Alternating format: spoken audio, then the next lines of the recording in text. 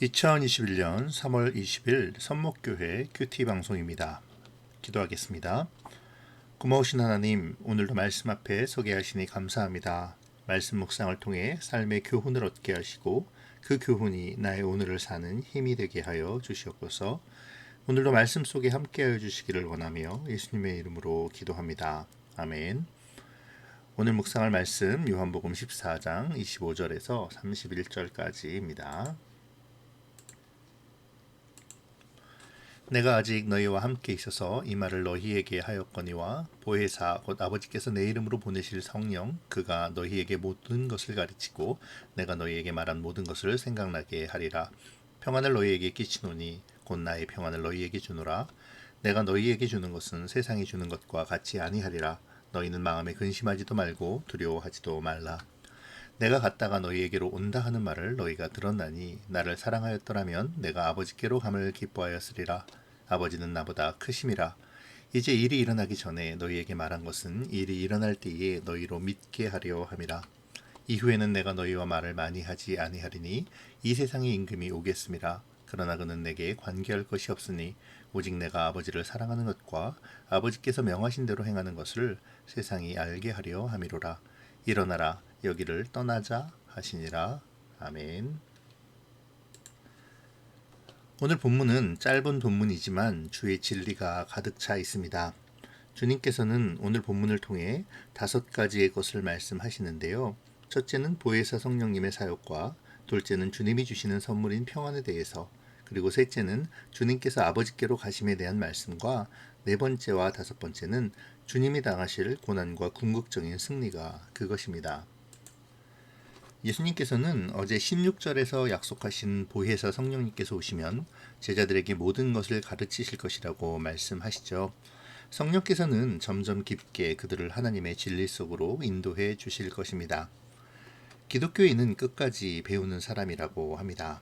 매일매일의 삶 속에서 성령님의 인도 속에 하나님의 진리를 깨닫고 삶으로 실천하며 하나님의 영광을 드러내는 것이죠. 하나님의 장성한 분량에까지 자라나기 위해 성령께서는 모든 우리의 삶의 순간순간 속에서 우리에게 가르쳐 주십니다. 뿐만 아니라 성령님은 예수님의 말씀하신 모든 것을 생각나게 하시죠. 우리가 예수님께서 말씀하신 의미와 뜻을 헤아리도록 성령님은 지혜를 주실 것입니다. 그 예수님의 뜻에 따라 교만함과 그릇된 생각을 버리고 온전히 예수 그리스도의 구속 안에 머무르게 하시는 것이죠. 우리가 여러 가지 유혹을 받을 때에 나쁜 생각과 행동을 하려 할 때에 예수님께서는 주님의 말씀과 주님의 뜻을 생각나게 하실 것입니다. 때로는 말씀을 통해, 때로는 우리 주변의 신실한 사람들을 통해, 그리고 우리의 양심을 통해 성령님은 올바른 것을 계시하시고 인도해 주시겠죠. 우리들이 시험받는 순간에도 성령님께서는 우리가 결코 잊어서는 안 되는 진리를 기억나게 하실 것입니다. 바로 이것이 성령님께서 우리 안에서 하시는 일이신 것이죠. 예수님께서는 이제 우리에게 평안을 주시며 근심하거나 두려워하지 말라고 말씀하십니다. 주님이 주시는 평안, 우리가 흔히 샬롬이라고 인사하는 히브리어가 바로 평안이라는 뜻인데요. 이 평안은 단지 문제될 것이 없다고 하는 것이 아니죠. 이 평안은 우리들의 가장 선한 것을 이루는 모든 것을 말하는 것입니다. 그래서 세상이 주는 것과는 다른 것이죠. 세상이 주는 평안은 일시적이고 불완전합니다. 물질과 권력, 명예로 말미암아 얻는 평안은 도피적인 성향을 가지고 있죠. 우리의 근본적인 생명에 대한 두려움과 불안함을 현세에서의 가짐과 누림을 통해 위로받고자 하는 것입니다. 그러나 이 세상적인 가짐과 누림은 근본적인 인간의 생명에 대한 불안을 없앨 수 없습니다. 사람들은 자족하지 못하고 더 많이 가지려 하고 더 많이 누리려 하며 더 높이 군림하고자 합니다. 많이 가진 사람은 가져서 불안하고 갖지 못한 사람은 갖지 못해 불안하죠. 세상을 지배하는 왕이라 할지라도, 재벌이라 할지라도, 무시무시한 권력을 휘두르는 독재자라 할지라도 이 영원한 죽음의 문제는 해결할 수 없습니다. 그러므로 세상이 주는 평안은 평안이 될 수 없는 것이죠. 그러나 주님이 주시는 평안은 다릅니다. 주님이 주시는 평안은 현세에 누리고 또 가짐에 있지 않죠. 주님께서 주시는 평안은 궁극적으로 주님께서 십자가의 대속을 통해 허락하신 용서와 부활하심으로 성취되는 구원과 영생에 대한 소망과 영광입니다. 그렇기에 영원하며 완전합니다. 이 평안은 우리 인생에 일어나는 그 어떠한 일로도 빼앗아갈 수 없죠. 슬픔이나 위기나 박해라도 그것을 그르칠 수는 없는 것입니다. 주님이 주시는 평안은 외적인 환경에 좌우되지 않는, 오히려 문제를 극복하는 평안이기 때문입니다.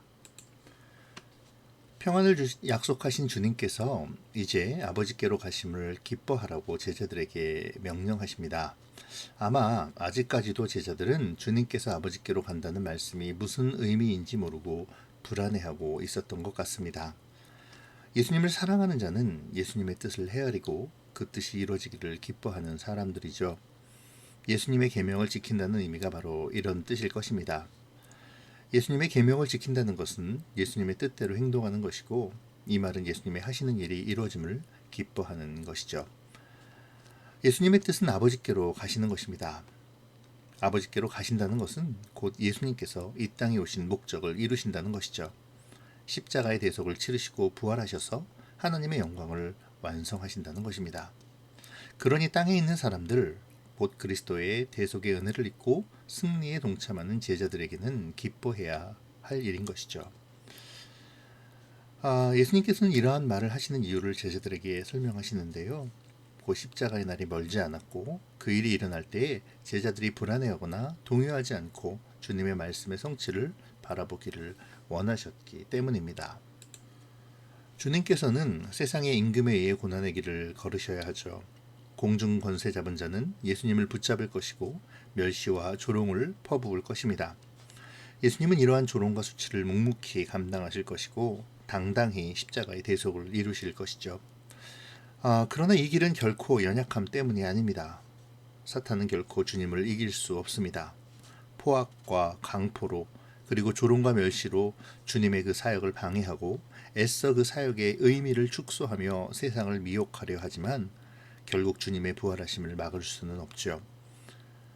결국 주님은 승리하실 것입니다. 사탄은 예수님을 정죄할 아무런 근거도 갖지 못합니다. 더 나아가 예수님의 그 대속과 부활의 승리로 말미암아 우리를 향한 정죄의 근거 역시 소멸되었죠. 바로 우리가 기뻐해야 할 이유인 것입니다. 이러한 주님의 승리는 온전히 아버지를 사랑함으로 인한 순종의 결과인 것입니다. 아버지를 사랑하는 사람은 온전히 아버지의 명하는 것을 지키죠. 주님의 십자가의 승리는 온전한 순종의 결과입니다. 완전한 순종의 모범을 주님께서 보이신 것이죠. 자, 오늘 말씀을 이제 묵상해 볼까요? 오늘 말씀은 짧은 본문 안에 주님께서 주시는 교훈이 5가지 정도 있었는데요.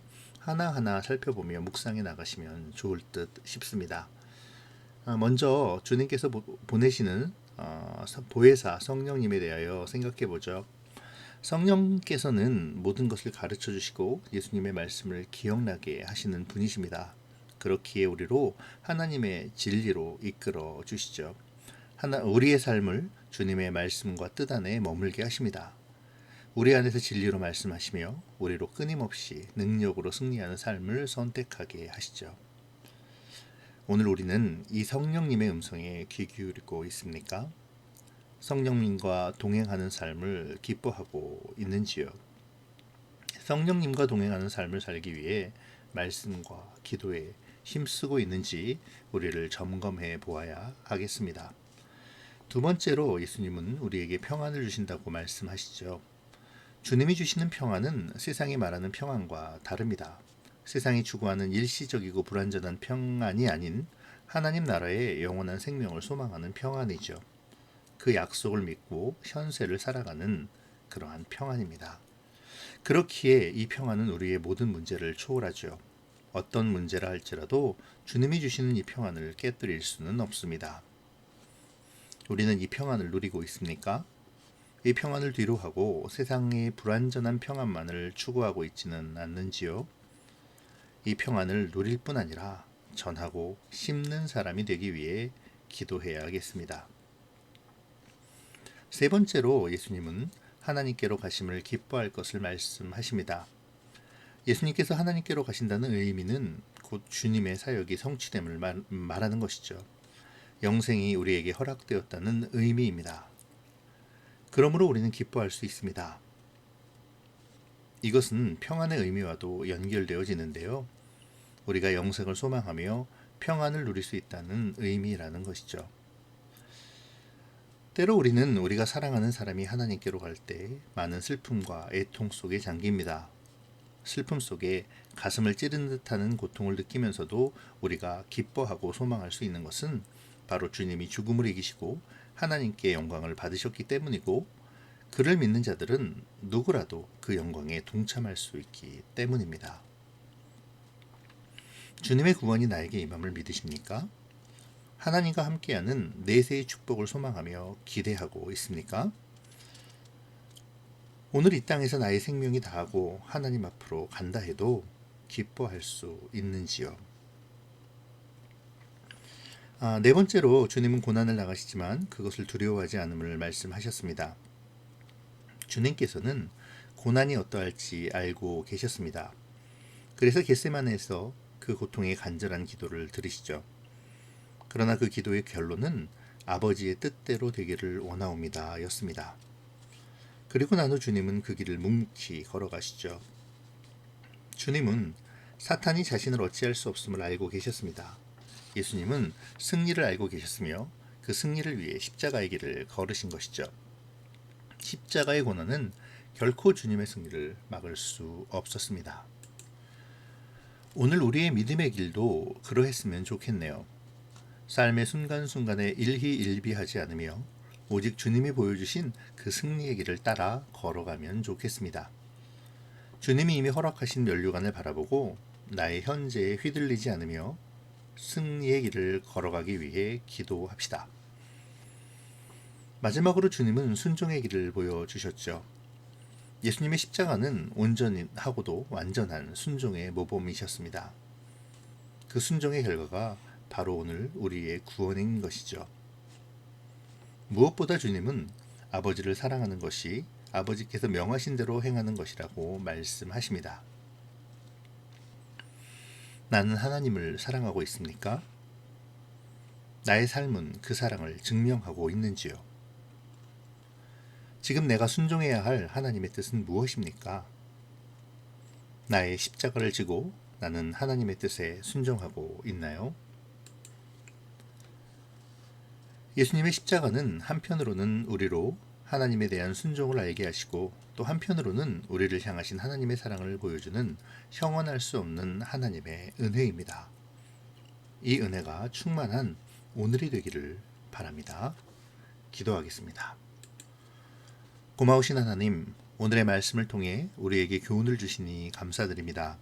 오늘 예수님의 말씀처럼 성령님의 인도하심과 가르치심을 따라 순종하는 삶을 살게 하심으로 주님이 주시는 평안과 주께로 가는 기쁨을 누리는 오늘의 삶을 살게 하여 주시옵소서. 예수님의 이름으로 기도합니다. 아멘.